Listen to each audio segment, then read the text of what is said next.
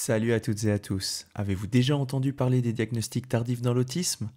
Moi, c'est Autighost.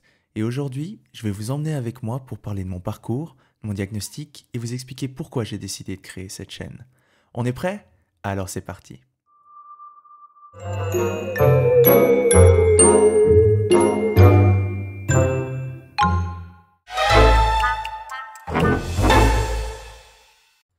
L'autisme et moi, c'est une histoire qui a commencé au sortir de ma formation en travail social.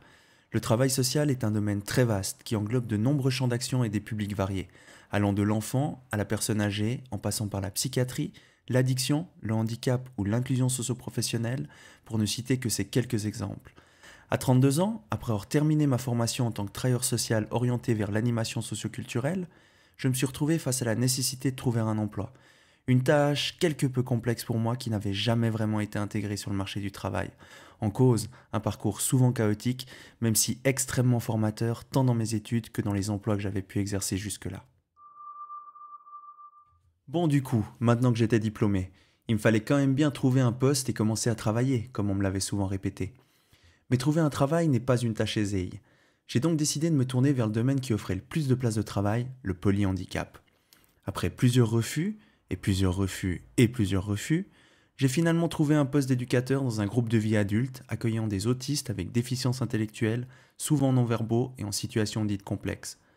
Lors de ma prise de poste, je ne connaissais pas grand-chose à l'autisme, si ce n'est des stéréotypes tels que l'autisme génie ou des stéréotypes discriminants et violents, transmis notamment par le fait que le mot autiste était dans le langage courant et dans la bouche de trop de gens une insulte, comme bien trop d'autres mots qui eux sont issus du champ du handicap. Et me voilà, lors de mon premier jour, engagé sur un chemin qui va changer nombre de choses pour moi, sans que je le sache encore.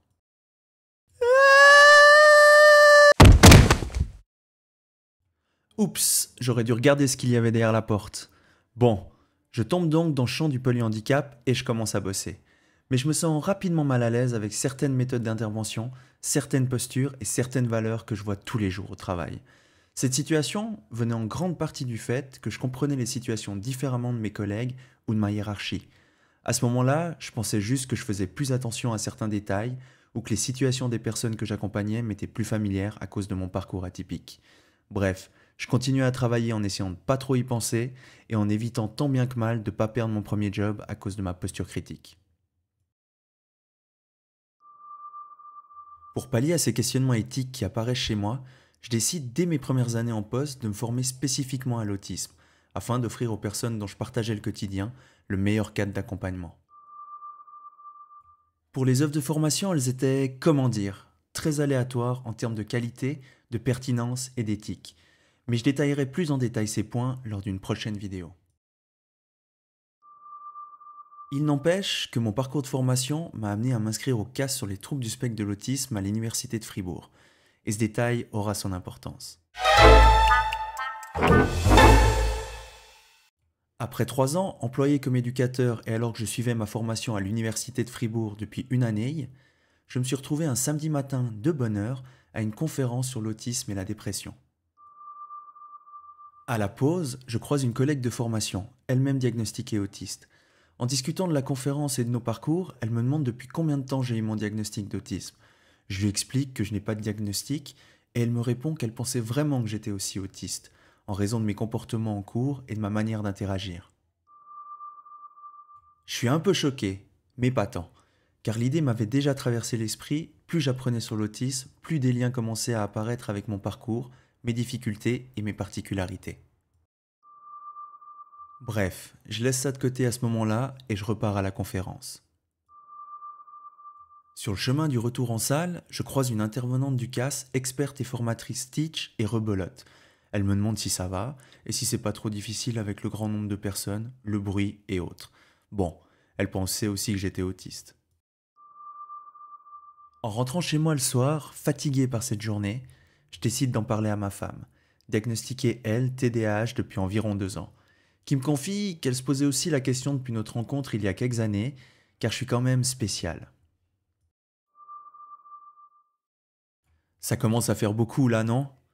Du coup, les jours suivants, je décide de contacter mes parents pour avoir plus de détails sur mon enfance et mon adolescence qui pourraient peut-être m'apporter des éléments de réponse.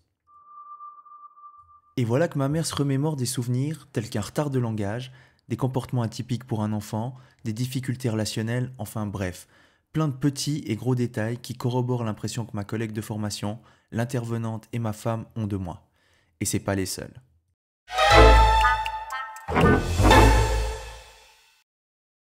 Après plusieurs discussions avec mon psychiatre, je prends contact avec une psychologue spécialisée dans les troubles du spectre de l'autisme que j'ai connue en formation, car elle était intervenante sur le CAS à l'université de Fribourg.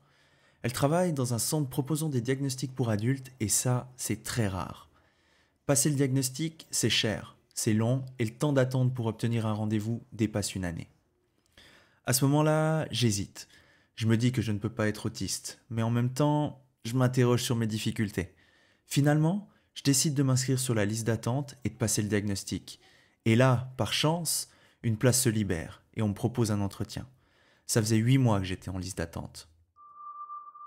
Du coup, j'y vais, mais jusqu'au dernier jour du diagnostic qui aura duré 1 mois et demi à raison d'un entretien d'1 heure et demie par semaine et qui aura fait intervenir non seulement moi, mais aussi mes proches, je doute. Et voilà qu'arrive le dernier entretien, la restitution des résultats. J'ai 36 ans, on est en 2023 et je suis diagnostiqué autiste après des dizaines d'années d'errance médicale. Dans toute ma vie, j'ai consulté une bonne dizaine de professionnels, dont des pédopsychiatres pendant mon enfance et mon adolescence, ainsi que des psychiatres et des psychologues à l'âge adulte, tous avec leurs hypothèses diagnostiques souvent différentes. Et je vais éviter aujourd'hui de vous parler du pédopsychiatre qui a posé toute la charge de la culpabilité sur ma mère alors que j'avais 6 ans. Mais ça me fera une bonne anecdote pour une prochaine vidéo. Bon, et ces thérapies, c'est quoi? En général, c'était surtout s'asseoir sur un canapé à parler de tout et de rien, pendant que les psys cherchaient des liens avec mon enfance, ma relation avec mes parents ou un trauma.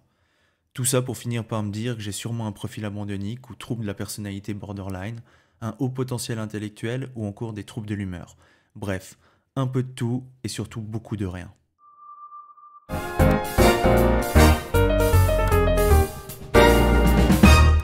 Très rapidement, un petit mot sur le HPI. Le haut potentiel intellectuel ou HPI n'est pas un diagnostic, ni un trouble, ni une maladie. Mais alors c'est quoi? Très simplement, c'est obtenir un score global de performance cognitive supérieur à la moyenne lors d'un test standardisé. À l'opposé, on retrouve la déficience intellectuelle. Et ça, c'est sans entrer dans la complexité de l'influence des facteurs environnementaux. Ensuite, il est important de comprendre que le HPI en lui-même n'est pas synonyme de difficulté. La majorité des personnes identifiées comme HPI ne rencontrent pas plus de problèmes que la moyenne. Cela dit, certaines études, notamment sur les enfants en scolarité, montrent qu'ils peuvent faire face à des défis spécifiques liés par exemple à l'environnement. N'étant pas expert de cette question, je vous laisserai donc en commentaire quelques sources et des liens pour vous informer à ce sujet. Un autre point essentiel, le HPI peut coexister avec des troubles neurodéveloppementaux, comme le TDAH ou l'autisme. Parfois, les traits associés au HPI peuvent masquer ou être confondus avec les signes de ces troubles, compliquant ainsi le diagnostic. Une évaluation rigoureuse est donc cruciale. Pour finir, si toi, un proche, ton pote du club d'échecs ou ton zèbre de compagnie tombe sur un ou une professionnelle qui utilise un diagnostic de HPI pour expliquer toutes les difficultés rencontrées, méfie-toi. Car le HPI seul n'est pas une explication suffisante pour des troubles ou des problèmes persistants. Il peut parfois masquer des réalités plus complexes. Dans ce cas, n'hésite pas à consulter un ou une experte compétente pour une évaluation complète. Bon, et franchement, faut arrêter avec tous ces termes de bullshit marketing comme surdoué, arc-en-ciel, zèbre, HPI, HPE, etc., etc. Ça crée juste des mythes difficiles à déconstruire et surtout ça crée beaucoup trop de vide intellectuel dans notre monde si beau et complexe. Et oui, je pleure. Parce que j'aimerais quand même décerner la mention spéciale tristesse à l'approche psychanalytique qui m'a fait perdre un temps énorme durant toutes ces années et qui n'a pas été très sympa et bienveillant avec moi et mon entourage. Bon, au final, je suis quand même content. J'ai enfin trouvé une première réponse à ce que je vis, à mes fonctionnements et à qui je suis. Cependant, cette réponse a ouvert de nombreuses questions. Et encore aujourd'hui, je continue à participer à la plus belle formation de ma vie, celle où chaque jour j'apprends un peu plus sur moi. Ah oui, et professionnellement. Après tout ça, j'en ai eu marre d'être éduqué en institution dans le champ du polyhandicap. Il y avait trop d'incohérences, de pratiques très limites, voire maltraitantes, et des conflits éthiques qui continuaient à s'empiler dans ma tête. Maintenant, Si on rajoute à ça la fatigue causée par les interactions sociales, le masking et mes particularités sensorielles, eh bien après 2 burn-out en 5 ans de pratique, c'est clairement difficile pour moi de continuer à travailler sans en mourir. Mais j'y reviendrai plus en détail dans une vidéo dédiée spécifiquement à l'autisme, le travail et les milieux institutionnels.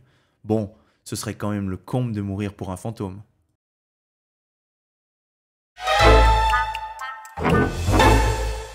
Voilà pour ma petite présentation, mais qui vous donne quelques informations sur mon parcours et les raisons qui m'ont amené à lancer cette chaîne. Mon but est de contribuer à mon humble niveau à cet effort collectif des personnes autistes qui s'engagent pour un avenir meilleur, mais aussi pour apporter mon aide à d'autres dans leur parcours et surtout pour partager mon vécu en tant qu'autiste dans une société si peu adaptée.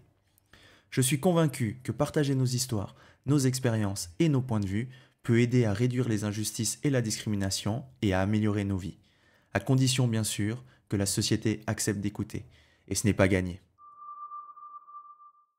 Dans mes vidéos, vous découvrirez des récits personnels qui mettent en lumière les défis, les difficultés, les réussites et les joies que je rencontre en tant qu'autiste. Je discuterai également des mythes et des stéréotypes qui nous entourent en expliquant pourquoi il est crucial de les déconstruire, et tout cela en tentant au mieux de vulgariser les notions théoriques importantes lorsque l'on parle d'autisme. Je souhaite aussi vous partager ma position face à la très mauvaise représentation des personnes autistes dans les milieux professionnels et la recherche, mais pas que, alors que nous sommes les premiers concernés et que nous devrions avoir une place bien plus importante. Enfin, je souhaite aussi vous faire découvrir mon monde, mes projets et les passions qui m'animent. Mon objectif est de faire découvrir, de partager et de créer un dialogue ouvert avec vous, chers spectateurs et spectatrices, où chacun se sentira libre de partager ses pensées, ses expériences et ses connaissances. Je ne suis pas l'expert ultime de l'autisme, et je peux me tromper. J'espère donc que l'un ou l'une d'entre vous sera assez aimable pour me corriger et m'aider à continuer à apprendre si cela arrive. C'est dans ce sens que j'aimerais que cette chaîne soit un véritable espace d'échange et d'apprentissage mutuel.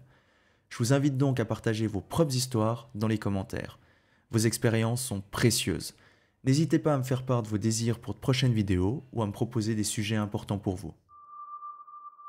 J'espère vous revoir à mes côtés pour la suite de cette aventure et je vous remercie beaucoup de m'avoir écouté aujourd'hui. Si la vidéo vous a plu, n'hésitez pas à laisser un like ou un commentaire et surtout n'oubliez pas de vous abonner et d'activer les notifications pour ne rien manquer. Et moi je vous dis à très bientôt mes chers fantômes.